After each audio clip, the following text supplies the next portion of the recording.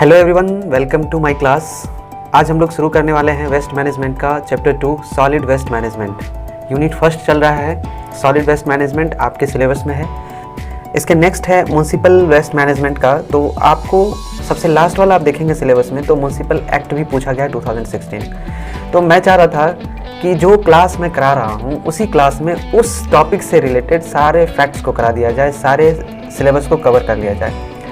एक एक पॉइंट्स को हम इंडिकेट करके पढ़ लें ताकि सब्जेक्ट लेंथी ना हो और कम ही क्लास में मैक्सिमम हम लोग पढ़ लें और मैक्सिमम आउटपुट हम लोगों को प्राप्त हो जाए। ये ज़रूरी नहीं है कि किसी भी चीज़ को बहुत ज़्यादा लंबा खींचा जाए, क्योंकि यह बेसिक एग्ज़ाम है, इसमें हमें पूरी इंजीनियरिंग नहीं पढ़नी है। मुझे लगता है कि ये बेसिक एग्ज़ाम है, इसमें सबसे पहले हमें बेसिक कंप्लीट कर लेना चाहिए।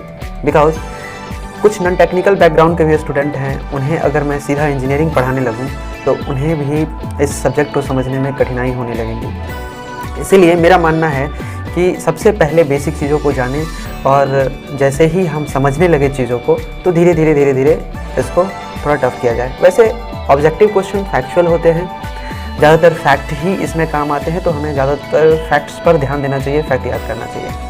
कॉन्सेप्ट अगर एक बार डेवलप हो जाएगा तो आप क्वेश्चंस को करने लगेंगे, कोई कठिन नहीं है।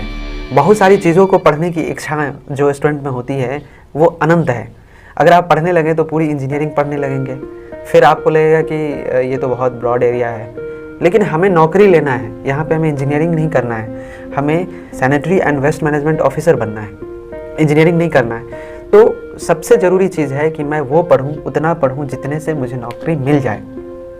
विनर वही होता है जो सही योजना के तहत अपने लक्ष्य को प्राप्त करता है। आई थिंक ये सबको पता है, आप लोग मैच्योर्ड स्टूडेंट हैं।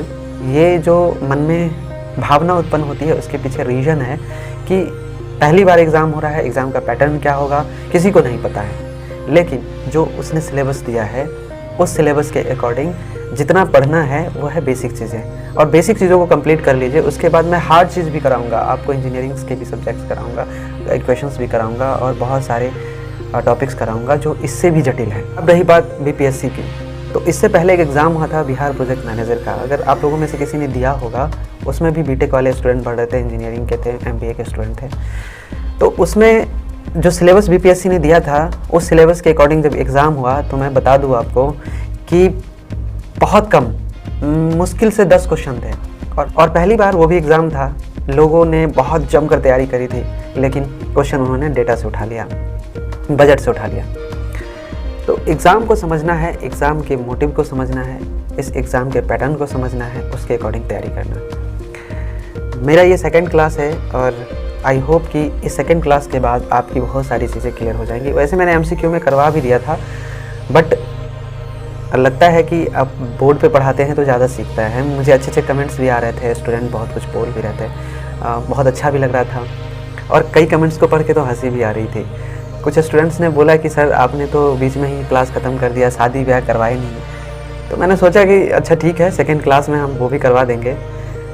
ये जो मैं एक काल्पनिक कहानी गढ़ता हूँ ना, उसके पीछे एक मेरा यही उद्देश्य होता है कि आपका इंटरेस्ट जगाया जाए, पढ़ने में आपका मन लगे। क्योंकि मैं भी स्टूडेंट्स रहा हूँ और मैंने जो फील किया है कि आप अगर पढ़ाई को एंजॉय करके पढ़ते हो तो ज़्यादा कुछ सीखते हैं, क्योंकि आपका ब्रेन उस समय में पूरा हैप्पी होता है और हंसते हंसते आप बहुत कुछ सीख जाते हैं। लोगों ने फर्स्ट क्लास में पढ़ा था वेस्ट मैनेजमेंट करने के तरीके पढ़े थे। तो वेस्ट मैंने बताया था कि वेस्ट जो होते हैं 2 प्रकार के होते हैं, एक होता है सॉलिड, दूसरा होता है लिक्विड। और सॉलिड लिक्विड जो वेस्ट है इसका हमें प्रबंधन कैसे करना है, मैनेजमेंट कैसे करना है। ये जो सॉलिड वेस्ट है, ये जो लिक्विड वेस्ट है, इस वेस्ट का प्रबंधन करने से हमें फ़ायदा क्या होता है। तो इन वेस्ट का मैनेजमेंट करने से हमें जो हमारा इन्वायरमेंट है वो पॉल्यूशन फ्री हो जाता है, पॉल्यूशन पे कंट्रोल हम लोग कर लेते हैं, प्रदूषण पे नियंत्रण हो जाता है। इसकी बेसिक चीज़ यही थी। इसको मैंने कहानी के थ्रू बताया था, बट आज मैं समरी बता रहा हूँ ताकि आप चीज़ों को कनेक्ट कर पाए। फिर पॉल्यूशन कंट्रोल जो होता है उनके कुछ कैरेक्टरिस्टिक्स थे। ठीक है, सॉलिड वेस्ट और लिक्विड वेस्ट का आप ट्रीटमेंट करके, उसका उपचार करके, उसका प्रबंधन करके आप पॉल्यूशन पे कंट्रोल कर सकते हैं, इन्वायरमेंट को बढ़िया कर सकते हैं। लेकिन कैसे करेंगे? सॉलिड कौन सा वेस्ट है, कौन सा लिक्विड वेस्ट है, उसको कैटेगराइज करना होगा। सबसे पहले तो हमें ये पहचानना पड़ता है कि वेस्ट कितने प्रकार के होते हैं। तो हमने बताया था कि जब हम सॉलिड वेस्ट और लिक्विड वेस्ट का ट्रीटमेंट करते हैं, उसका प्रबंधन करते हैं, उसका उपचार करते हैं, तो उससे पॉल्यूशन कंट्रोल होता है। और पॉल्यूशन कंट्रोल करने के लिए ये वेस्ट की एक सूची दी थी जो 7 वेस्ट था, जिसमें ऑर्गेनिक की बात करी थी, ग्लास वेस्ट की बात की थी, हमने मेटल वेस्ट की बात की थी, प्लास्टिक वेस्ट का बात किया था, पेपर वेस्ट का बात किया था, साथ ही साथ इलेक्ट्रॉनिक वेस्ट की बात की थी, अदर वेस्ट का भी बात किया था। इन सभी का प्रबंधन करने के बाद हमने इनकी परिभाषाएं देखी थी कि ये वेस्ट का परिभाषा क्या है। फिर हमने प्रिंसिपल्स देखा था, प्रिंसिपल ऑफ वेस्ट मैनेजमेंट, जिनमें हमने सिद्धांत बताए थे 3R का, जिसमें प्रिंसिपल ऑफ हायरार्की थी और मिनिमाइजेशन था, वेस्ट का मिनिमाइजेशन। हायरार्की में हमने 3R की बात की थी। 3R, फर्स्ट R का मतलब होता है रिड्यूस, सेकंड का रीयूज एंड थर्ड का रीसाइकल। वहीं पे हमने मिनिमाइजेशन की बात की थी। मिनिमाइजेशन मतलब ही होता है कम करना, कचरे के निपटान हेतु, कचरे का वेस्टेज डिस्पोजल हेतु हमें उसको निम्न करना, उसको कम करने का तरीका हमें बताया था। और उसके निपटान के लिए, उसके डिस्पोजल के लिए 2 तरीके बताए थे, एक इंसिनरेशन और दूसरा लैंडफिल। इंसिनरेशन को भस्मीकरण बोलते हैं, भस्म मतलब होता है जलाने के बाद जो राख उत्पन्न होता है, उसी को भस्मीकरण बोलते हैं। लैंडफिल का मतलब होता है कि आप कचरे को ज़मीन के अंदर गाड़ देते हैं, वो हो गया लैंडफिल। और भी सारे कॉन्सेप्ट हैं जो हमने MCQ में बताए थे। आज मैं बस मोटा मोटी जो चीज़ें हमने फर्स्ट क्लास में की थी उसका रेकअप देख रहे हैं। फिर हमने देखा था life cycle of waste which is produced by manufacturing, आप फर्स्ट क्लास में जाकर देख सकते हैं। उसके बाद हमने पे प्रिंसिपल को देखा था, वेस्ट पे प्रिंसिपल को, जिसमें हमने पे के सिद्धांत को जाना था कि अगर किसी ने कचरा खुद से ज़्यादा फैलाया है या फिर उत्पन्न किया है तो उन पे चार्ज किए जाते हैं, एक्स्ट्रा चार्ज उन पे लगता है। फिर हमने आखिरी में पढ़ा था methods of waste management and plasma gasification. ये था हमारा पहला क्लास। आज हमारा सेकेंड क्लास है solid waste management. Solid waste management को हम बोलते हैं ठोस अपशिष्ट प्रबंधन। अपशिष्ट को कचरा भी बोल सकते हैं, यानी कि ठोस कचरा का जो प्रबंधन है उसे सॉलिड वेस्ट मैनेजमेंट बोलते हैं। ये चैप्टर थोड़ा बड़ा है। उसके बाद हम सेकंड इनकी जो वाइफ हैं लिक्विड रानी, उनके बारे में बात करेंगे। आते हैं कहानी पे, कहानी को कंटिन्यू करते हैं। एक्चुअली कहानी ख़त्म हो गई थी वहीं पे, हमारा क्लास ख़त्म हो गया था वहीं पे जहाँ पे अगवा गया था लड़की वाले के पास शादी के लिए, है ना।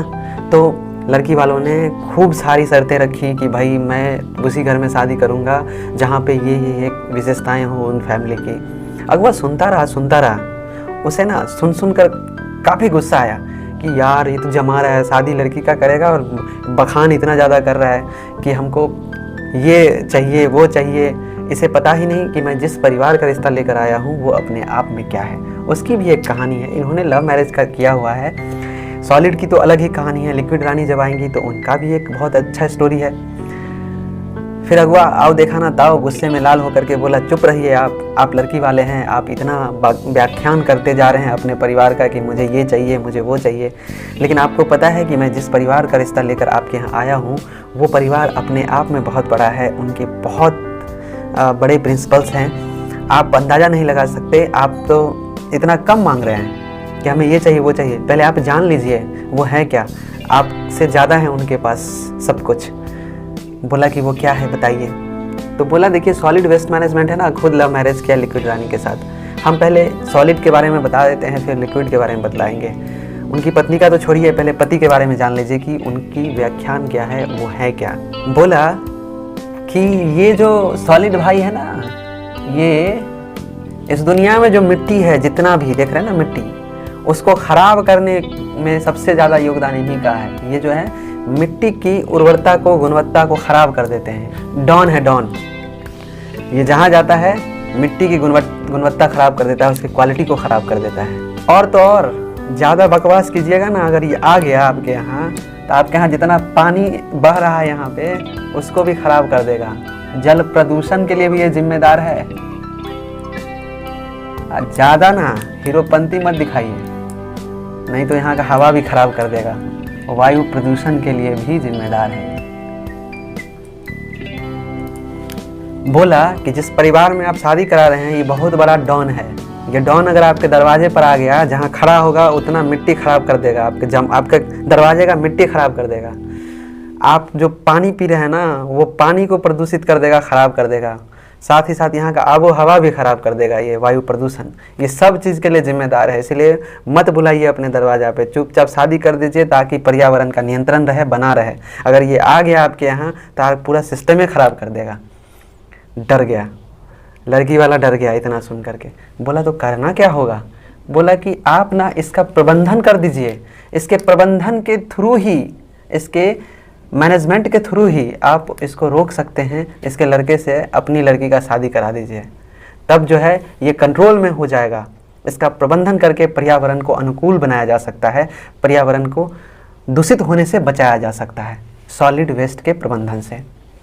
आई होप कि आप समझ गए होंगे। साथ ही साथ इसके प्रबंधन से जो पर्यावरण पे नकारात्मक निगेटिव इम्पैक्ट पड़ता है उसको भी रोका जा सकता है। आप सोच लीजिए कि सॉलिड वेस्ट का कितना बड़ा इम्पैक्ट है। हमें नॉलेज नहीं है वेस्ट के बारे में, तभी तो हम इतना ज़्यादा अब कूड़ा करकट फैलाते रहते हैं और किसी चीज़ का मैनेजमेंट नहीं करते। पता है पर्यावरण के लिए जिम्मेदार ये वेस्ट भी हैं जिनके कारण हमारा पर्यावरण दूषित है। अगर हम वेस्ट का मैनेजमेंट ठीक ढंग से करने लगें, अगर हमें जानकारी हो, ये बेसिक चीज़ है, तो हम पर्यावरण को बचा सकते हैं दूषित होने से और पर्यावरण का फ्रेंड बन सकते हैं। लैक ऑफ नॉलेज, ज्ञान की कमी की वजह से लोग ऐसा नहीं कर पाते हैं, लेकिन अब आप पढ़ रहे हैं वेस्ट मैनेजमेंट, आपको ज्ञान हो गया है, आप धीरे धीरे जानने लगे हैं चीज़ों को, तो जहाँ भी आप वेस्टेज देखेंगे तो आपको इतना ज्ञान होना चाहिए कि मैनेजमेंट हो जाना चाहिए। आप खुद नहीं कर सकते तो लोगों को गाइड कर सकते हैं। तो लड़की वाला कहा कि डॉन के यहाँ तो हम शादी नहीं करेंगे, इसको रोकने का कोई तरीका बताइए। तरीका तो कुछ होगा, जब आदमी बिगड़ता है तो उसको पकड़ता है ना पुलिस, कोर्ट कचहरी, कानून, है कि नहीं है? तो इसको भी पकड़ने के लिए कुछ कानून होगा ना, उस कानून को हम लाएंगे, उस कानून के पास जाएंगे कि इसको कंट्रोल कीजिए। ये तो ज़बरदस्ती धमकी दे रहा है मेरे यहाँ कि हम नहीं करेंगे तो कर लेगा शादी आके मेरे लड़की से।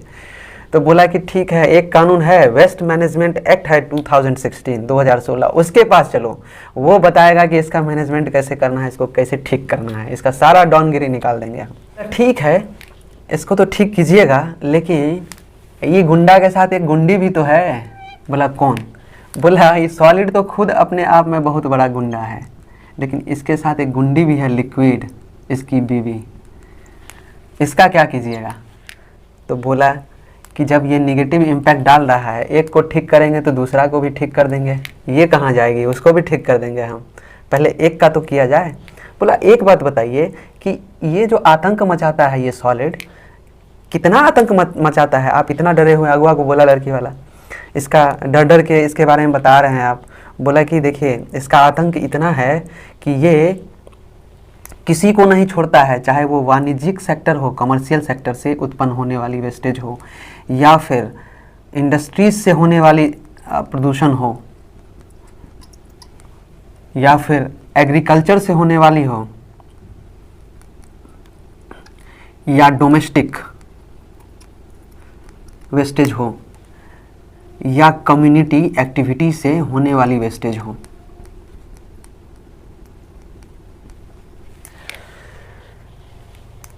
ETC भी लगा दीजिए, और भी सारी चीज़ें हैं। हर सेक्टर को ये प्रभावित करता है, सब पर नकारात्मक असर डालता है सॉलिड, चाहे वो वाणिज्यिक हो, व्यावसायिक उद्योग हो, या फिर इंडस्ट्री हो, या फिर कृषि हो, या फिर घरेलू कचरे हों, या फिर सामुदायिक एक्टिविटी से, कम्युनिटी एक्टिविटीज़ से फैलने वाले कचरे हों, उन सभी में इनका बहुत बड़ा दबदबा है। ये बहुत अपना प्रभाव रखते हैं इन सब जगहों पर, और ये सब डरते हैं विभाग इनसे। बोला ठीक बोले, ये जब इतना बड़ा आदमी है तो हम लोगों को तो एक ही मिनट में ठीक कर देगा ये, इसके लिए तो कानून ही सबसे बढ़िया रहेगा, कानून के पास जाना चाहिए इसको कंट्रोल करने के लिए। नहीं कंट्रोल किया जाएगा तो ये तो पूरे पर्यावरण पे अपना नकारात्मक असर छोड़ेगा, फिर हमारे समाज में इससे सब डरेगा, इसको कंट्रोल करना चाहिए। बात हो रही थी लड़की वाले और अगुआ के बीच में, किस परिवार के बारे में? तो सॉलिड वेस्ट के परिवार के बारे में, उनकी बीवी के बारे में, लिक्विड रानी के बारे में। फ़िलहाल उनकी बीवी की बात नहीं हो रही है, सिर्फ चर्चा हो रहे हैं सिर्फ और सिर्फ लिक्विड के पति यानी कि सॉलिड के बारे में, सॉलिड वेस्ट के बारे में। ये कहानी काल्पनिक है, उसको मैं कंटिन्यू कर रहा हूँ, बस समझना है आपको। ये डर कर चले जाते हैं लड़की वाला कानून के पास, म्युनिसिपल वेस्ट मैनेजमेंट एक्ट है 2016 जो कानून बना था उनके पास, और उनको बतलाते हैं कि भैया देखिए ये सॉलिड है, ये डॉन है, बहुत आतंक फैलाया हुआ है, कहता है मेरे लड़का से शादी कर लो नहीं तो तुम्हारी लड़की को ज़बरदस्ती उठा कर ले जाएंगे, शादी कर लेंगे, इसको कंट्रोल कीजिए, नहीं तो ये तो तबाही मचा देगा। तो बोला ठीक है, कानून साहब बोले ठीक है, हम तो मैनेजमेंट करेंगे ही। अच्छा, हम पहचानेंगे कैसे कि ये सॉलिड है? अब तो आप हुलिया बता दिए कि ये सॉलिड है, थोड़ा बताइए इसको पहचानने का तरीका, हुलिया उलिया बताइए कि कौन सॉलिड है, कौन गुंडा है, कौन गुंडी है। तो बोला देखिए कि ऐसा कचरा जिनमें कम से कम 20% जिनकी प्रकृति ठोस की हो, सॉलिड की हो। 80% गीला हो कोई बात नहीं, लेकिन अगर 20% भी वो ठोस है तो ये सॉलिड की श्रेणी में आएगा।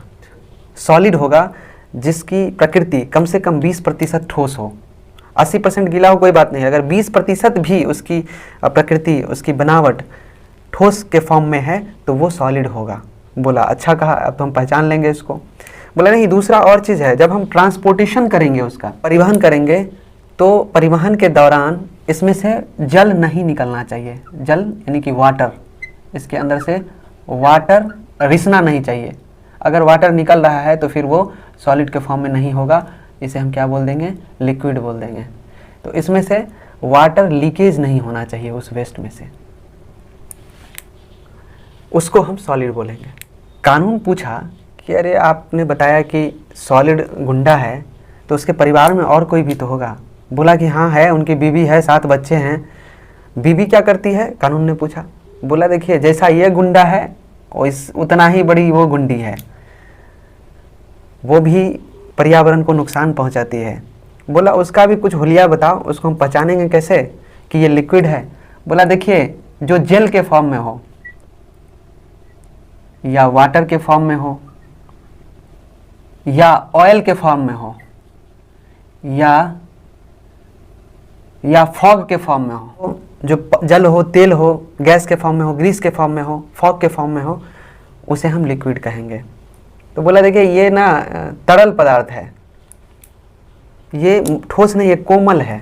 लड़की है ना इसलिए कोमल है ये, पता है ना, लड़का स्वभाव से थोड़ा हार्ड होता है, नेचर से कठोर होता है, थोड़ा सा हार्ड प्रकृति का होता है। उसी प्रकार से ये ठोस, जिस कचरे का नेचर हार्ड हो, कठोर हो, समझ लीजिएगा वो ये सॉलिड है, ये लड़का है। लड़की कोमल होती है, वो एकदम तरल होती है, शीतल होती है। उसी प्रकार से इसका भी नेचर है ना, ये एकदम तरल होती है, लिक्विड फॉर्म में होती है, पानी जैसा तरल बहने वाला। ऑयल देखते हैं, तेल होता है, ग्रीस वगैरह देखते होइएगा, फॉग को देखते हैं, जेल भी देखते हैं। तो इस टाइप का जो भी है वो सब लिक्विड फॉर्म में आएगा। तो आप चीज़ों को जब जोड़िएगा ना निजी जीवन से तो समझ में आएगा। हमने देखो कैसे बता दिया, कॉन्सेप्ट भी क्लियर हो गया। लड़का हार्ड होता है स्वभाव से तो हमने सॉलिड कह दिया, लड़की नर्म होती है स्वभाव से तो हमने लिक्विड कह दिया। ये जीवन में भूलेंगे आप, कभी नहीं भूलेंगे। जब कैटेगराइज करने के लिए बोलेगा बता दो इन कचरे, अब कैटेगरी में बांटो 2 भाग में, कौन सा लिक्विड है कौन सा सॉलिड है, तुरंत बता दोगे आप इसको। कानून के पास गया हुआ था लड़की वाले से पूछा, चलो ये तो हुलिया आपने बता दिया कि ये हुलिया है पहचानने का, लेकिन इसका क्राइम क्या है, ये करता क्या है जो इतना डरे हुए आप हैं।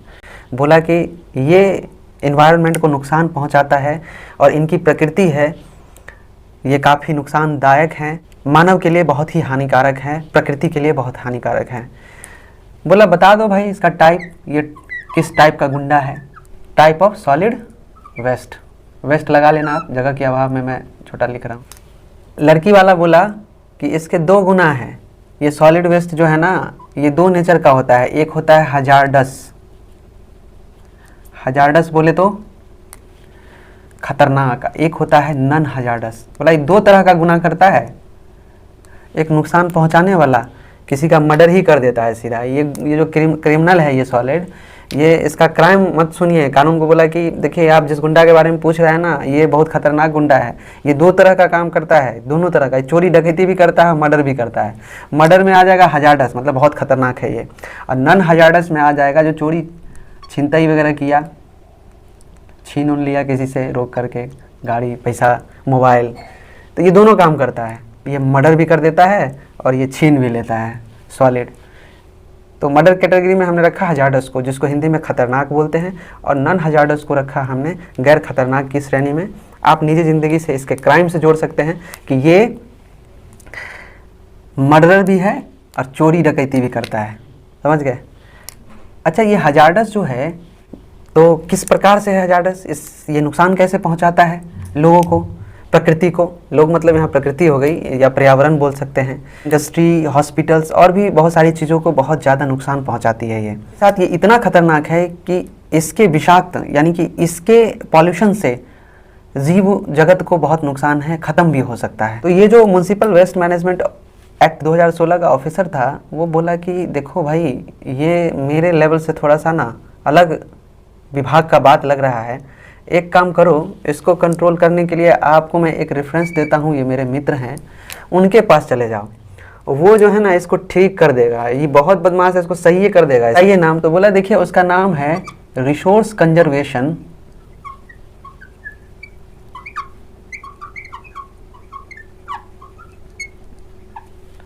And recovery act. ये मेरा मित्र है, इसको जाकर आप इसके क्राइम के बारे में बताइए, इसके घटना के बारे में बताइए कि ये ऐसा ऐसा कांड करता है, इसको ये कंट्रोल कर लेंगे। इन सब चीज़ों से एक कॉन्सेप्ट निकल कर आया कि हजार्डस वेस्ट को कंट्रोल करने के लिए एक एक्ट आया जिसका नाम है resource conservation and recovery act, जिसके अंतर्गत यह डिफाइन किया गया है कि हजार्डस वेस्ट की कैटेगरी क्या क्या होंगी, हम किस वेस्ट को हजार्डस की कैटेगरी में रखेंगे और किस वेस्ट को नॉन हजार्डस की कैटेगरी में रखेंगे, यहाँ पे सब कुछ मेंशन्ड है। फिर लड़की वाला चला जाता है इसके पास, बोलता है कि देखिए ऐसा ऐसा कहानी है, ये सॉलिड भाई, अब इसको हम भाई ही बोलते हैं, गुंडा सॉलिड भाई ने क्राइम कर रखा है, नेचर बताया क्राइम का कि ये इस टाइप का क्राइम करते हैं। बोले कि अच्छा हजार्डस है, हजार्डस आप कैसे मान लिए? क्या resource conservation and recovery act ने कहा क्या ये जो सॉलिड है जिसको आपने हजार्डस की श्रेणी में रखी, प्रकृति रीएक्टिविटी की है? क्या इग्निटेबिलिटी की है? क्या इसकी प्रकृति क्रोसिविटी की है? क्या यह टॉक्सिक है? बोला हाँ हाँ हाँ सरकार, आपने जो बोला ना ये चारों गुण है इसमें, रिएक्टिविटी, प्रतिक्रियाशील, हाँ ये प्रतिक्रियाशील भी है, इग्निटेबिलिटी मतलब इसकी प्रकृति ज्वलनशीलता की भी है, कोरोसिविटी संक्षारण, हाँ हाँ ये भी प्रकृति है इसकी, टॉक्सिक, हाँ ये जहरीला भी है, विषाक्त भी है। तो बोला हाँ, तब तो ये हजार्डस की श्रेणी में, मीन्स कि हजार्डस वेस्ट की श्रेणी में सॉलिड वेस्ट के जो दो कैटेगरी हैं, हजार्डस और नॉन हजार्डस, उनमें हजार्डस की श्रेणी में हम तभी रखेंगे जब उस वेस्ट की प्रकृति रीएक्टिविटी की हो, इग्निटेबिलिटी की हो, कोरोसिविटी की हो, टॉक्सिक हो वो वेस्ट, हिंदी में प्रतिक्रियाशील हो, ज्वलनशील हो, संक्षारक हो, टॉक्सिक हो, विषाक्त हो। ओके, ये तो भैया कानून थे, कानूनी भाषा में बोल दिए क्या लड़की वाले को कि क्या हजार्डस का ये कैटेगरी है, रिएक्टिविटी है, इग्निटेबिलिटी है, कोरोसिविटी है, टॉक्सिक है। धरफर में उन्होंने हाँ हाँ तो कर दिया, लेकिन उसका जो 3 भाई और था, मैंने बोला था लड़की वाले के पास 3 भाई था एक्स्ट्रा, वो तीनों भाई नहीं समझ पाया। वो बोला सर रुकिए, भैया तो प्रिंसिपल है, समझ गए, लेकिन हम प्रिंसिपल नहीं है। प्रिंसिपल ऑफ वेस्ट मैनेजमेंट पढ़े थे ना जी फर्स्ट चैप्टर में, फर्स्ट वीडियो में, उनके 3 भाई थे ना, तो उनमें से प्रिंसिपल साहब तो इसके बारे में समझ गए कि ये कानून जो बोला, ये पढ़े लिखे लोग थे। Resource conservation and recovery act ने कहा कि अगर कोई भी वेस्ट रिएक्टिविटी जिसका नेचर रिएक्टिविटी, इग्निटेबिलिटी, कोरोसिविटी एंड टॉक्सिसिटी की हो तो वो हजार्डस की श्रेणी में आएगा। लेकिन जो प्रिंसिपल के भाई थे वो नहीं समझ पाए, बोले सर मैं नहीं समझा, मुझे समझाइए ये क्या है, कैसे आपने कह दिया कि ये हजार्डस है। तो उन्होंने कहा देखो रिएक्टिविटी का मतलब होता है प्रतिक्रियाशील। वे पदार्थ जो अस्थाई नेचर के हो, मतलब कि स्टेबल नहीं हो, अनस्टेबल हो इन नेचर, इनका नेचर जो हो, प्रकृति जो है इनका अनस्टेबिलिटी का हो, ये अनस्टेबल हो, अस्थाई हो प्रकृति से, और पानी के संपर्क में आने से ये जल उठते हो, विस्फोट हो जाता हो, जो हवा के साथ प्रतिक्रिया कर देता हो, पानी में के संपर्क में आने से विस्फोट हो जाता हो, उसे हम बोलते हैं रिएक्टिविटी। साथ ही साथ ये अपने साथ गैस, धुआं या फिर जहरीला गैस बोल सकते हैं ना, हजार्डस गैस वगैरह का उत्पन्न करता हो, जो विस्फोट के साथ साथ अपने साथ धुआं, जहरीला गैस इत्यादि उत्पन्न कर सकता हो, उसे हम क्या बोलेंगे? रिएक्टिविटी। क्लियर हो गया आपको? प्रोडक्शन लिखिए। प्रोडक्शन क्या क्या हो गया, गैस का प्रोडक्शन कर दिए, वायु के संपर्क में आने के ब्लास्ट कर जाता हो, विस्फोट कर जाता हो, ब्लास्ट इन एयर भी बोल सकते हैं। तो ये सारा नेचर बताया इनका। रिएक्टिविटी प्रतिक्रियाशील है, जो कि नेचर में अस्थायी है, और इनका जो ये जब हवा के साथ प्रतिक्रिया करते हैं, जल के साथ प्रतिक्रिया करते हैं तो विस्फोट कर देते हैं या फिर धुआं या जहरीली गैस को उत्पन्न करते हैं। समझ गया। अब सेकेंड के बारे में बताइए, इग्निटेबिलिटी का मतलब क्या होता है? तो बोला इग्निटेबिलिटी का मतलब होता है ज्वलनशीलता, जो ज्वलनशील हो और लगातार जलता रहे। ऐसा वेस्ट जो ज्वलनशील हो और लगातार जलता रहे उसे हम क्या बोलेंगे? इग्निटेबिलिटी, ज्वलनशील हिंदी। अब आ जाता है कोरोसिविटी के बारे में। कोरोसिविटी के बारे में पूछता है उसका भाई कि भैया सर बताइए ये क्या है? आपने दोनों के बारे में बता दिया, कोरोसिविटी के बारे में नहीं बताया। बोला देखिए इसका हिंदी में होता है मीनिंग संक्षारक। और आपने लोहा देखा है? लोहा में जो जंग लगता है। बोला हाँ हमने देखा है। तो वो जो ऊपर से जंग लगता है ना, वही कोरोसिविटी। लेकिन इसको पहचानने का तरीका नेचर में कैसा होगा? तो बोला देखो जिनका पीएच मान 2 से कम हो या 12.5 से अधिक हो तो वो क्या होगा? कोरोसिविटी होगा। और धातु के सतह पर संक्षारक करने की, परत चढ़ाने की इसकी विशेषता हो, इसकी प्रकृति हो, इसकी आदत हो, तो उसे हम कोरोसिविटी बोलेंगे। याद करने लायक है ये सब पॉइंट, याद कर लीजिएगा। अच्छा, टॉक्सिसिटी के बारे में बात करते हैं। टॉक्सिसिटी, टॉक्सिक का मतलब ही होता है विषाक्त, जहरीला। तो टॉक्सिक जैसे ही आया तो इन नेचर वो जहरीला होगा, वो वेस्ट वो विषाक्त होगा, विष से भरा होगा, तो उसे हम टॉक्सिसिटी बोलेंगे। और जो ये जो होता है ना, ये टॉक्सिसिटी जो जहरीला होता है मानव के लिए हानिकारक होता है। इसे बोल सकते हैं हार्मफुल और फैटल फॉर ह्यूमन, इसको टॉक्सिसिटी बोलेंगे। ये था हजार्डस का परिभाषा। अब उसका तीनों भाई समझ गया, प्रिंसिपल साहब का तीनों भाई था। अच्छा, रिएक्टिविटी, इग्निटेबिलिटी, कोरोसिविटी एंड टॉक्सिसिटी हम तभी बोलेंगे जब ये उनका कैटेगरी होगा। तब तो ये छटा हुआ गुंडा है सर, तब तो इस पर कंट्रोल करना चाहिए, ये उसका भाई भी बोला। तो छटा हुआ गुंडा ऐसे नहीं है, इतना सारा इसका कैरेक्टरिस्टिक्स है, तभी तो ये छटा हुआ गुंडा था। क्या है ये चीज़ तो बताया कि हजार्डस का कैटेगरी है, तो हजार्डस का मीनिंग तो होता है खतरनाक। अगर इसका डेफिनेशन पूछा जाए आपसे तो कैसे आप बोल? लड़की वाले ने पूछा कि सर ये सॉलिड वेस्ट का जो आपने बताया कि हजार्डस श्रेणी का क्राइम किया है, तो वो क्राइम कौन कौन सा क्राइम आएगा इसके अंदर हजार्डस की श्रेणी में कि आप पकड़ लेंगे कि सॉलिड ने इस कैटेगरी का क्राइम किया है? तो बोला कि देखिए कीटनाशक, पेंट, बैटरी, मिट्टी का तेल, क्लोरीन, ब्लीच, वो वेस्टेज, ये सब आएंगी हजार्डस की श्रेणी के साथ। हॉस्पिटल का जो वेस्टेज होता है, रेडियो एक्टिव जो वेस्टेज होता है, वो सब हजार्डस की श्रेणी में आएंगी और वो सारा क्राइम हजार्डस की श्रेणी में होगा। देखिए वो सारी वेस्टेज जो म्युनिसिपल वेस्ट हो वो आ जाएगा आपको नन हजार्डस की श्रेणी में, और नन म्युनिसिपल यानी कि नगरपालिका की वेस्ट और गैर नगरपालिका की वेस्ट, नन म्युनिसिपल, वो सब आ जाएंगी नन हजार्डस की श्रेणी में। अच्छा, नॉन हजार्डस की श्रेणी में तो हमने रखा म्युनिसिपल को और नॉन म्युनिसिपल को, लेकिन हम कैसे इसका डेफिनेशन अगर आपसे पूछ ले जाए कि ये नॉन हजार्डस कैसे है? ऐसा कचरा जो लोगों को और पर्यावरण को सीधे नुकसान नहीं पहुंचाए डायरेक्ट रूप से। ये हजार्डस होता है ना, डायरेक्ट गोली मार देता है, छुरा मार देता है, मर जाता है, यानी कि डायरेक्ट नुकसान पहुंचाता है। ये क्या है, चोरी डकैती करता है, डायरेक्ट नुकसान नहीं पहुंचाता, बस थोड़ा सा नुकसान पहुंचाता है, इनडायरेक्ट रूप से नुकसान पहुंचाता है। तो जो डायरेक्ट पर्यावरण को और मानव को सीधे तौर पर नुकसान नहीं पहुंचाता हो वो नन हजार्डस की श्रेणी में। और इसको हमने 2 कैटेगरी में बांटा था, एक नगरपालिका और एक दूसरा गैर नगरपालिका। अच्छा, नगरपालिका कचरा जो होता है सर, ये क्या होता है ये बता दीजिए। नगरपालिका कचरा तो आपने कहा कि इसको 2 कैटेगरी में बांटते हैं। नगरपालिका ऐसा कचरा जो स्कूल में, ऑफिस में, घर में इत्यादि में फैलता हो, कचरा डोमेस्टिक नेचर का हो, वो सब किस कैटेगरी में आएंगी? म्युनिसिपल की कैटेगरी में। इसके एग्जाम्पल होंगे पेपर, इसके ऊपर न्यूज़ भी लगा दीजिए, न्यूज़पेपर, प्लास्टिक, क्लोथ, है ना, क्लोथ्स वगैरह भी, ग्लास भी आप बोल सकते हैं, और भी रोज़मर्रा की जो भी चीज़ें होती हैं वो सारी चीज़ें आती है म्युनिसिपल कैटेगरी या फिर इंडस्ट्री के वेस्टेज हैं। अब हम पढ़ते हैं नॉन म्युनिसिपल कैटेगरी के कचरे।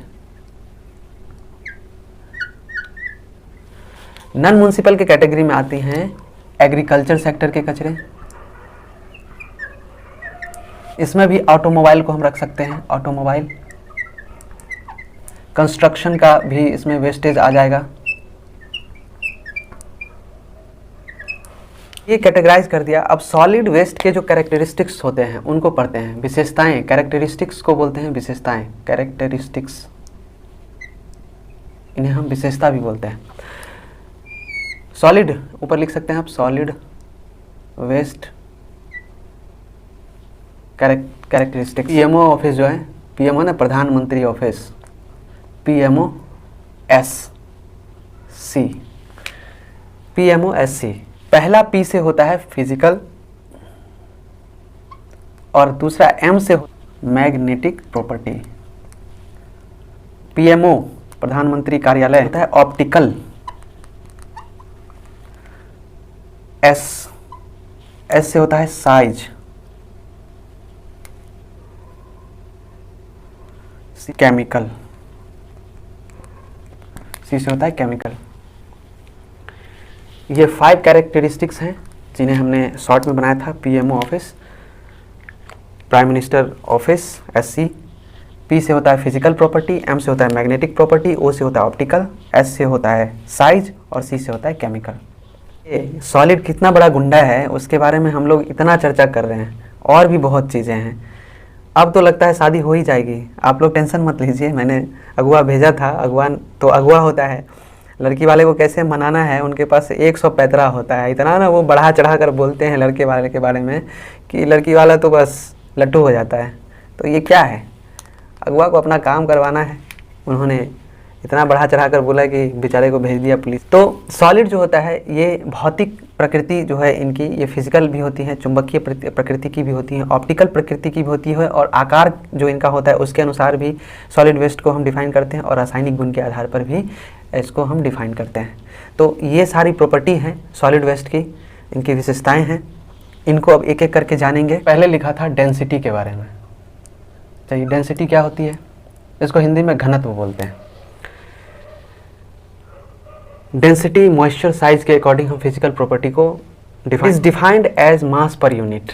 तो मास पर यूनिट डिफाइन करने के लिए डेंसिटी को मास पर यूनिट डिफाइन किया जाता है। And the density of solid waste vary with location duration of time in storage. कहने का मतलब है कि ये वेरी कर सकता है। वेरी कैसे कर सकता है, ये ड्यूरेशन पे, ड्यूरेशन ऑफ टाइम पे, स्टोरेज पे, जो स्टोरेज करने का ड्यूरेशन है उस पर इसका नेचर बदल सकता है। लोकेशन जो है उसके अकॉर्डिंग इसका नेचर बदल सकता है इत्यादि। जहाँ पे वेस्ट है वहाँ से अगर हम उठाकर उसके स्टोरेज तक ले जाएंगे, इस दूरी के बीच में वो जो 20% है, मानिए कि वेपोराइज्ड हो जाए, वो नमी खत्म हो जाए, तो क्या होगा कि उसका जो कचरे का साइज है, साइज के हिसाब से भी हमने बोला था कि मॉइस्चर जो है, नमी, वो ख़त्म हो जाएंगी, साइज उसका छोटा हो सकता है इत्यादि इत्यादि। दूसरा है, मान लीजिए कोई कचरा है और लोकेशन और टाइम के हिसाब से हमने बोला कि वो वेरी करता है। बारिश का समय हो गया, कचरा का जो डेंसिटी था वो मानिए 100 था, लेकिन बारिश हो जाने की वजह से वो 400 हो गया, 4 गुना हो गया, क्योंकि वो पानी में फूल गया, बढ़ गया। तो ये डेंसिटी जो है उसका मास पर यूनिट निकाला जाता है, और हम ये कह सकते हैं कि उसका जो डेंसिटी है वो 75% तक इंक्रीज कर सकता है ना, 75% तक, या फिर 4 गुना भी हो सकता है। कह सकते हैं कि 100 किलोग्राम मीटर पर क्यूब जो है, मीटर क्यूब का जो वेस्ट है वो 400 किलोग्राम मीटर क्यूब का हो सकता है। अब ठोस कचरे के बारे में मैंने बताया था कि उसमें जो मॉइस्चर होना चाहिए वो 20% से अधिक नहीं होना चाहिए, 20% से अधिक नहीं होना चाहिए। हमेशा 20% की नमी वाली जो भी कचरे हैं वो ठोस की श्रेणी में आएंगी, सॉलिड वेस्ट के श्रेणी में। हमने बात की थी इसकी फिजिकल प्रॉपर्टी की साइज के हिसाब से, तो साइज के हिसाब से ये छोटा भी हो सकता है, स्मॉल भी हो सकता है, मीडियम भी हो सकता है और लार्ज भी हो सकता है। बड़ा भी हो सकता है, छोटा, मध्यम और बड़ा साइज में भी हो सकता है ये वेस्ट, सॉलिड वेस्ट की। चुंबकीय प्रॉपर्टी वाला, चुंबकीय गुण जिसमें हो। मैग्नेटिक प्रॉपर्टी का वेस्ट कौन कौन सा होगा, जैसे कि बैटरी हो गया, बैटरी को आप ले सकते हैं इस कैटेगरी में। आयरन रॉड ले सकते हैं, इसमें भी चुंबकीय प्रकृति होता है। ओ से हमने ऑप्टिकल बोला था, ऑप्टिकल। ऑप्टिकल प्रॉपर्टी का कचरा वो होता है जो अपारदर्शी हो, जिसे हम आर पार नहीं देख सकते, जैसे कि वुड, लकड़ी, फर्नीचर भी बोलते हैं। प्लास्टिक सीट भी होती है, फ्रॉस्टेड ग्लास भी होता है।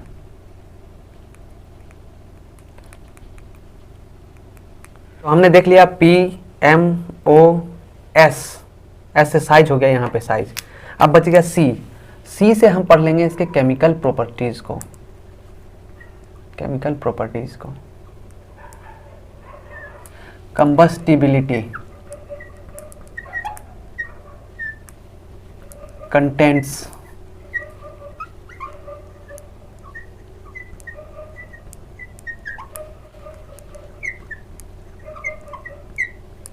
केमिकल प्रॉपर्टीज के 4 गुण होते हैं, वो है कंबस्टिबिलिटी, कंटेंट्स, वोलेटिलिटी, लिपिड्स। कंबस्टिबिलिटी का हिंदी रूपांतरण होता है ज्वलनशीलता, कंटेंट्स का होता है सामग्री, वोलेटिलिटी का होता है अस्थिरता, और लिपिड्स को लिपिड्स ही बोलते हैं। ये केमिकल प्रॉपर्टीज हैं। कंबस्टिबिलिटी, ज्वलनशीलता, मतलब वे चीज़ जिनमें जलने की प्रवृत्ति हो, जो जलती हो, जैसे कागज़ के पत्ते, माचिस की तिल्ली इत्यादि। कुछ ठोस कचरा जो होता है कार्बन, हाइड्रोजन, नाइट्रोजन, सल्फर इत्यादि के फॉर्म में भी पाए जाते हैं, वो भी सॉलिड ही होते हैं और ये केमिकल प्रॉपर्टीज़ के अंतर्गत आते हैं। वह कचरा जो जलने के दौरान 40 से 60% तक वाष्प में परिवर्तित हो जाती है, समझ में आया, उसको हम वोलेटिलिटी बोलते हैं। ये कंटेंट्स में हमने बोला था हाइड्रोजन, सल्फर, नाइट्रोजन इत्यादि। कंबस्टिबिलिटी में हमने बोला था ज्वलनशीलता, जिसमें कि पेपर, मैच बॉक्स, माचिस भी बोलते हैं, माचिस भी लिख सकते हैं, इत्यादि आते हैं। और वोलेटिलिटी, अस्थिरता, मतलब वो कचरे जो जलने के दौरान 40 से 60% तक वाष्प में बदल जाते हों, उसे वोलेटिलिटी की श्रेणी में रखते हैं। लिपिड वेस्ट, जो केमिकल प्रॉपर्टी है कि लिपिड, वो वेस्ट का क्या होता है कि प्रकृति को बदल देता है, नेचर को चेंज कर देता है। बोलिएगा कैसे, जैसे कि कार्बोहाइड्रेट, प्रोटीन इत्यादि जो होती हैं प्रकृति में अपना रूप बदलती रहती, इत्यादि अपना संरचना बनाती रहती हैं। इस वजह से कचरे का जो प्रकृति होता है वो बदलता रहता है, बढ़ता या घटता रहता है। इस वजह से इस गुण को लिपिड बोलते हैं। पुलिस वाला बोलता है लड़की वाले को, बड़ा सीरियस बातें हो गई, इतना कुछ बताया आपने, माथा ख़राब हो गया हमारा सुन के, दिमाग का दही कर दिया आपने, इतना कुछ सोच भी नहीं सकते थे। कहाँ का डॉन है ये, कहाँ का डॉन है भी, ये कहाँ का डॉन है भैया, मैंने तो आज तक नाम नहीं सुना इसका, लेकिन मेरे नज़र से बच कैसे गया, अब मेरे नज़र में आ गया है, इस कानून के नज़र में आ गया है, मैं छोड़ूंगा नहीं इसे। आप जाइए निश्चिंत होकर के और अपनी लड़की की शादी के लिए अच्छे परिवार का चयन कीजिए, अच्छे लड़के को देखिए। इसको मैं देखता हूँ, ये बहुत बदमाशी कर रहा है। बस क्या है, पुलिस वाले अब ढूंढने लगते हैं ये सॉलिड मिलेगा कहाँ हमको, सॉलिड वेस्ट। ये जो गुंडा है अपना गुंडा ही दिखा रहा है, ये मिलेगा कहाँ, तो इसको ढूंढने के लिए वहाँ से एक कॉन्सेप्ट निकलता है, source of solid waste. Source of solid waste, कचरे का स्रोत। बोला भैया बताइए ये स्रोत कहाँ है, बोला ये तो कहीं भी मिलता है, हाउस होल्ड्स के पास चल जाइए, गृहस्थी में मिल जाए, आप कॉमर्शियल सेक्टर में चले जाइए, व्यावसायिक जगहों पे कचरे मिल जाएंगे, इंडस्ट्रियल जगह पे मिल जाएंगे, और आपको कंस्ट्रक्शन वाला वेस्टेज मिल जाएगा, कंस्ट्रक्शन, म्युनिसिपल सर्विस में मिल जाएगा, हर जगह अवेलेबल है ये सॉलिड। एग्रीकल्चर में मिल जाएगा, बायोमेडिकल में मिल जाएगा,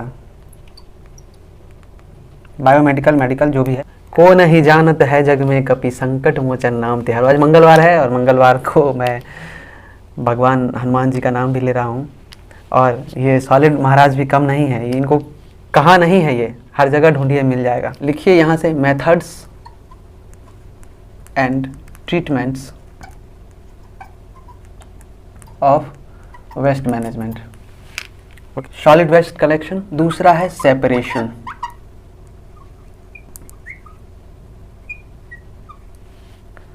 sanitary landfill, incineration, recycling, compositing.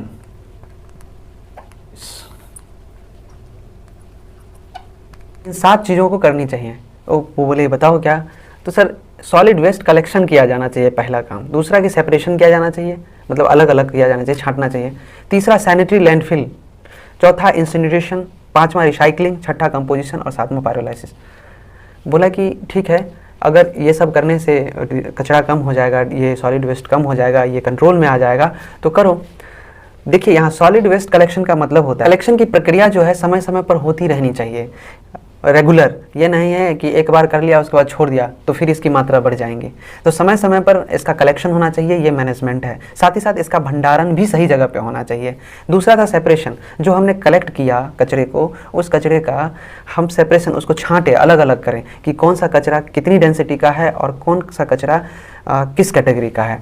Means कि कौन सा कचरा ठोस प्रवृत्ति का है, कौन सा कचरा तरल लिक्विड प्रवृत्ति का है, उसको अलग अलग करना। ये नहीं कि हजार्डस यानी कि जो खतरनाक कचरा है उसको ऑर्गेनिक कचरे में मिला दें, ऑर्गेनिक कचरा को मिला दे प्लास्टिक के साथ, ग्लास के साथ, तो ये अलग हो जाएगा, मतलब प्रॉब्लम हो जाएगी फिर डिस्पोजल में। क्योंकि हम जानते हैं कि जो खतरनाक कचरा है वो मानव के लिए, जीव के लिए काफ़ी खतरनाक है। तो हम साथ में ही अगर ऑर्गेनिक को, हजार्डस और नॉन हजार्डस को साथ में ही अगर मिक्स कर देंगे तो फिर उनका डिस्पोजल थोड़ा कठिन हो जाएगा और जो चीज़ें रीयूजेबल है, रिसाइकलिंग के लिए है, वो नहीं हो पाएंगी। साथ ही साथ जिन कचरों से हमें हार्म नहीं होता है डायरेक्ट रूप से, उनको रिसाइकलिंग के थ्रू फिर से, हमने फर्स्ट क्लास में पढ़ा भी था कि फिर से नई चीज़ें बनाई जाती हैं और उसको यूज़ में लाया जाता है। तो ये सब चीज़ें हम नहीं कर पाएंगे, इसीलिए सेपरेशन बहुत ही ज़रूरी चीज़ है। सेपरेशन के थ्रू हम लिक्विड फॉर्म वाले कचरे को अलग कर देते हैं, ठोस कचरे को फिर अलग कर देते हैं। सैनिटरी लैंडफिल के थ्रू हमने लैंडफिल पढ़ा, मिट्टी में कचरे को गाड़कर डिस्पोज किया जाता है, जिसमें हम अपने जहाँ पे हमारा घर है उससे दूरी पे, जहाँ पे कोई रहता नहीं है, एकदम वीरान जगह है, खाली जगह है, वहाँ पर रेजिडेंशियल एरिया के कचरे को कलेक्ट करके हम लोग ले जाते हैं बाहर में, अपने घर से, रेजिडेंशियल एरिया से दूर, और वहाँ पर ले जाकर खाली जगह पे मिट्टी में गाड़ कर दफना दिया जाता है। लेकिन गाड़ कर जब हम उसको डिस्पोजल करते हैं तो इस बात का ध्यान रखते हैं कि जो हम गाड़ रहे हैं उससे पानी जो है भूमि के अंदर वो प्रभावित ना हो, वो जहरीला ना हो जाए। तो इस चीज़ को मेंटेन किया जाता है और उस हिसाब से इसका हम डिस्पोजल करते हैं। इंसिनरेशन का मतलब होता है भस्मीकरण, भस्म, जैसे कहता है मैं जलाकर भस्म कर दूंगा, तो वही है, जलाया जाता है इसमें कचरे को और जलाकर उसका डिस्पोजल किया जाता है। रिसाइकलिंग हमने पढ़ा था, पुनर्चक्रण। इसमें रिसाइकलिंग के थ्रू क्या होता है, वेस्टेज का फिर पुनर्चक्रण किया जाता है, नया बनाया जाता है सामग्री और फिर उसको रीयूज़ किया जाता है। कंपोस्टिंग, कंपोस्टिंग एक ऐसा विधि है जिसमें कि ठोस कचरे को बैक्टीरिया, कवक इत्यादि के उपस्थिति में कचरे को कम किया जाता है, गलाया जाता है और उसको डिस्पोज किया जाता है। इसको कंपोस्ट करने के बाद ये कार्बनिक पदार्थ में बदल जाती हैं। पेड़ पौधों पे इसका ज़्यादा घटित पदार्थ क्या होता है कि कार्बन और नाइट्रोजन में बहुत अधिक होते हैं और कृषि पेड़ पौधों के लिए काफ़ी लाभदायक होते हैं और इनका उपयोग करके कृषि पद्धति भी अपनाई जाती हैं। पायरोलाइसिस एक प्रक्रिया है डिस्पोजल की, जहाँ पे वेस्टेज को 430 डिग्री सेल्सियस पे गर्म करके डिस्पोज किया जाता है वेस्ट को। साथ ही साथ इस प्रक्रिया में इस बात का भी ध्यान रखा जाता है कि जो हजार्डस गैसें हैं, जो हजार्डस पदार्थ हैं, उनका जब हम डिस्पोजल करते हैं तो उसके लिए एक विशिष्ट उपचार, एक अलग से ट्रीटमेंट की आवश्यकता होती है, एक विधि अपनाई जाती है। 7 principles of solid waste management, वो है 7R। कौन कौन से बता दीजिए, 7R का कॉन्सेप्ट कैसा है? पहला R से होता है रीथिंक, बोलते हैं पुनर्विचार। रिफ्यूज, दूसरा R से होता है रिफ्यूज, मना करना। रिड्यूस, कम करना। चौथा R का मतलब होता है रीयूज, रीपर्पस, भोजन बोलते हैं हिंदी में। R से होता है रिपेयर, मतलब मरम्मत। और लास्ट में होता है R, उसका मतलब होता है रॉट, रॉट में सरांध। तो 7 हो गया। बोला तुम 3R पे ही मर रहा था, देखो ये इसके पास 7R है। ये सॉलिड वेस्ट मैनेजमेंट जो है 7R प्रिंसिपल को फॉलो करता है, इसीलिए तुमसे ये बड़ा है, तुम 3 आर क्यों कर रहा है, ये तुम्हारे लिए परफेक्ट रिलेशन है, शादी कर लो। में जब भी कोई चीज़ खरीदिएगा तो एक बार ज़रूर सोचिएगा कि क्या खरीदना है और क्या नहीं खरीदना है, इसको खरीदने से पर्यावरण को क्या नुकसान होगा और इसको ना खरीदने से क्या होगा।